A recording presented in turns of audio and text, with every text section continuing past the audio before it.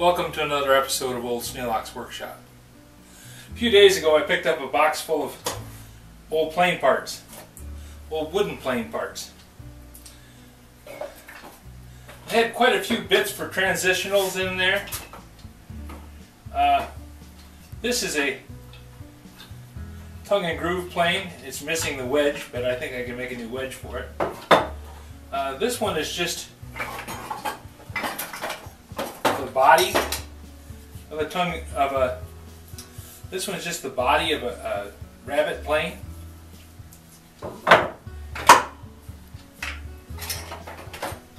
This one is about a third of a transitional. It's missing the knob, but it has the casting and it has the frog. This one, all it is just the body.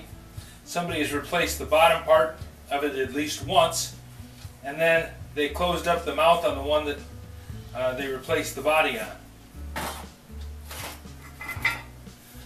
This looks like a piece that was a donor.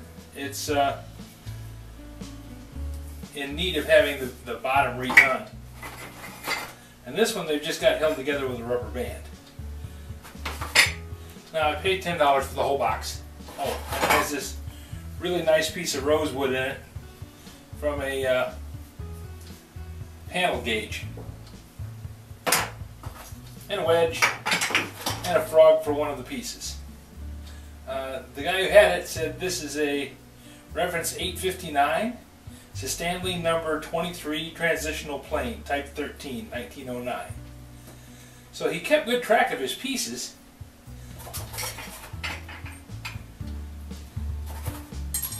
But I think he got to the point where he said, I just don't want to do it anymore.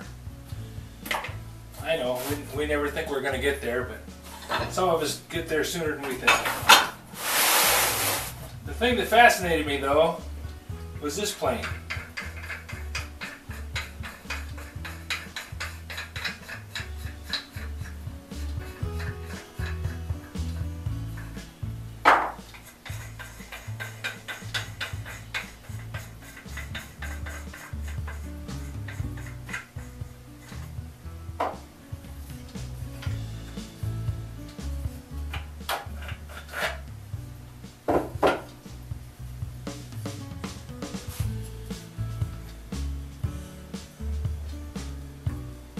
For making tongue and groove. It doesn't have a blade, didn't come with a blade, and it has a problem. One of the nuts is stripped out.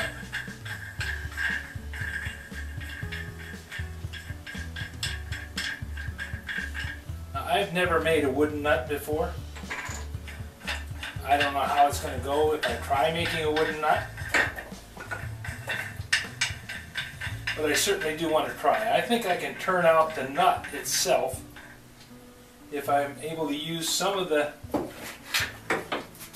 donor pieces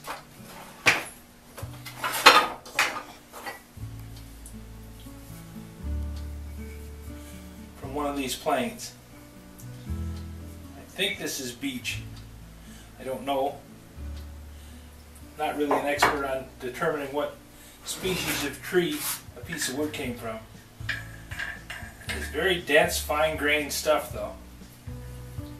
And it does look similar to the wood that this plane is made out of. But it is such a beautiful piece of work.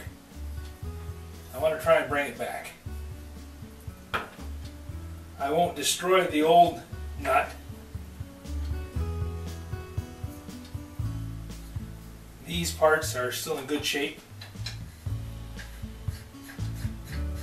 They thread on just fine. They hold the thing together and lock it.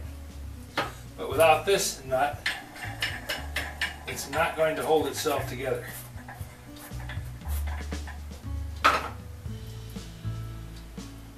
So I do need to repair this one. And I'm pretty sure I'm not going to be able to do anything about restructuring. I'm not going to be able to do anything about restoring the threads on the inside of that. They're gone. When you compare the two nuts side by side, you can see that this one is definitely stripped out and this one still has good threads in it.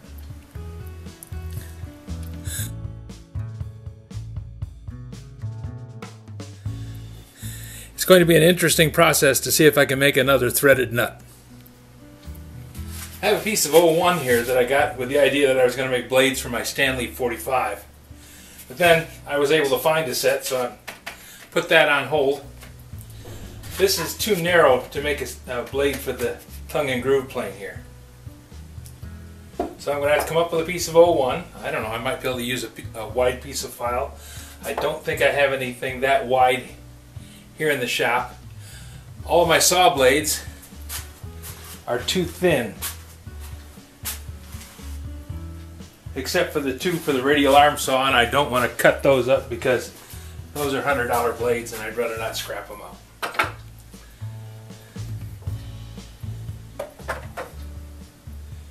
The other thing I was quite pleased to find is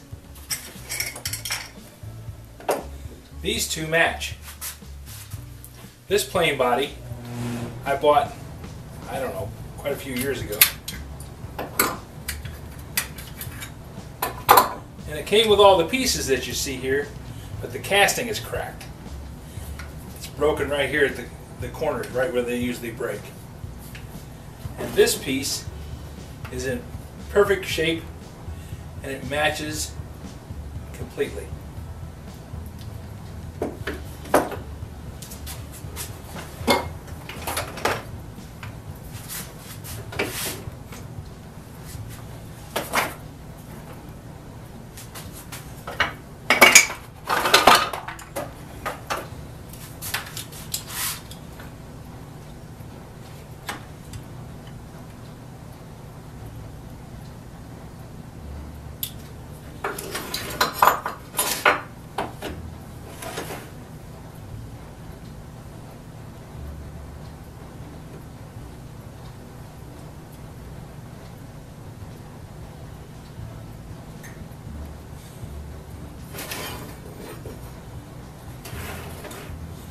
This casting is in perfect shape and it matches completely.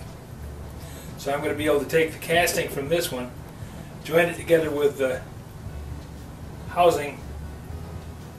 I'm going to be able to take the casting that's in this one and replace the casting on this transitional.